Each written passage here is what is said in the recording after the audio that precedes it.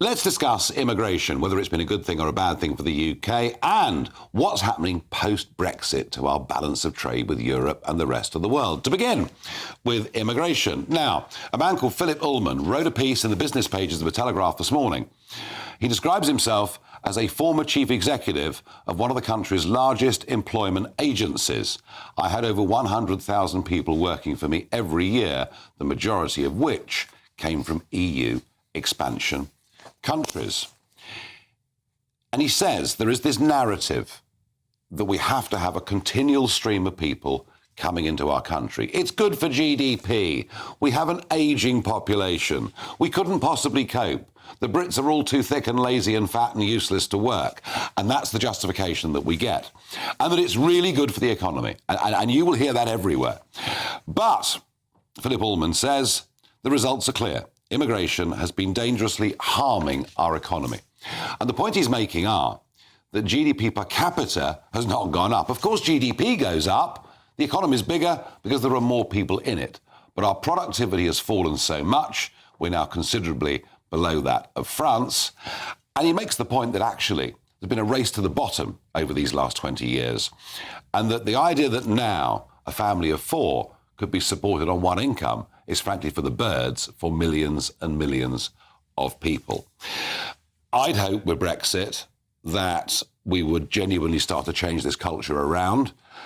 We get manifesto commitments to do it, but it never, ever happens. Now, I'm joined by Stephen Hunsaker, researcher at UK in a Changing Europe. And Stephen, whether it's immigration, whether it's trade, we're dealing with a post-Brexit Britain.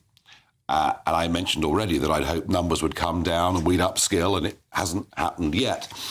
I'd also hope that with trade, that we would start to do more trade around the rest of the world.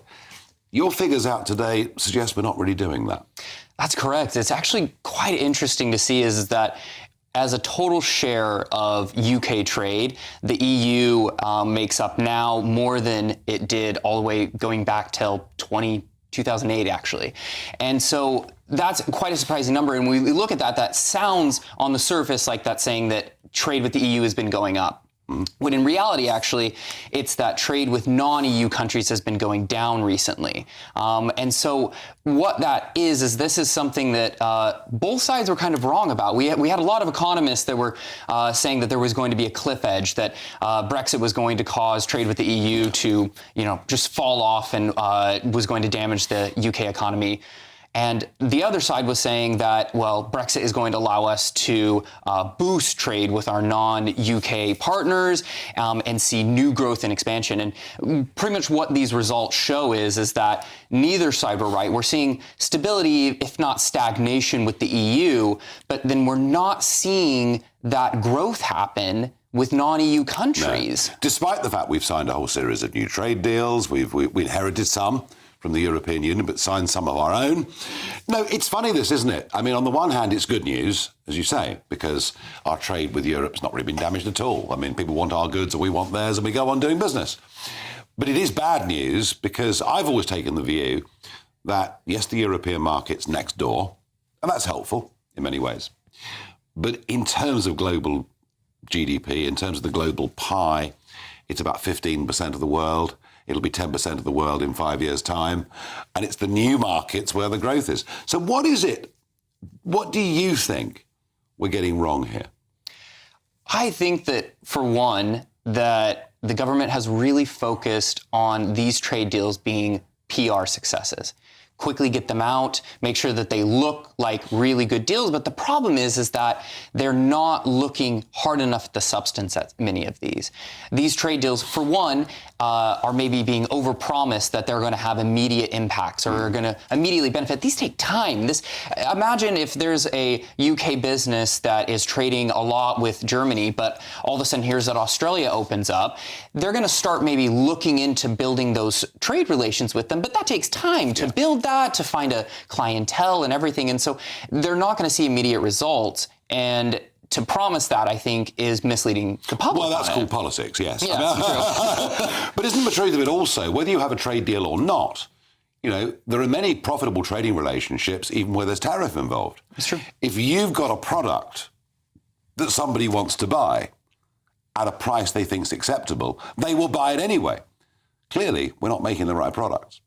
Well, I think we need to look at where our strengths are. The thing is that the UK of the 80s is not the UK now as far as what was the big things. If we look at the research that we've done at UK and Changing Europe, services are one of the biggest strengths. The numbers are actually looking really good with the UK with services. It's been very resilient and has been really going up and has been kind of keeping our trade up.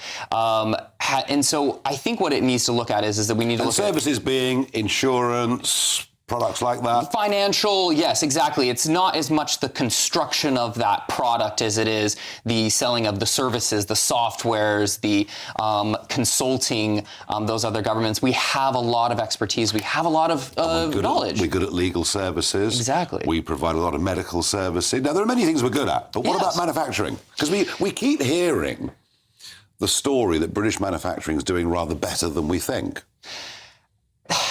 That is a difficult one, and I think that's one that there's a lot of factors that are going into it that makes it hard to say. Where one is that within manufacturing, we need to look to the future, and where that is that regardless of what party it is, a lot is going towards green manufacturing, whether it's for our country or for another country. And so looking at how we can be competitive within this new sector, somewhat new sector, but this very booming sector is where is a place that the UK can set itself out and differentiate instead of trying to just simply copy what other countries. The UK can't compete with the US or its new subsidies on many of those things. It needs to find areas where it has strengths or where it could very easily have strengths and use what it's. I suppose I could counter that by saying what we could do is produce a lot more oil and gas and export it, which would run counter to that narrative. It would. But trade is still trade. Stephen, thank you for coming in. It's, as I say, it's a good news story and it's a bad news story. It is. The good news story, folks, is there was no cliff edge. Brexit has not led to a catastrophic fall in business with the European Union. It frankly was never going to. The disappointment is we're not taking more advantage of our potential on the world stage. But a lot of that isn't about politics. A lot of that is about the products we are manufacturing that are not being bought in the numbers that our economy needs.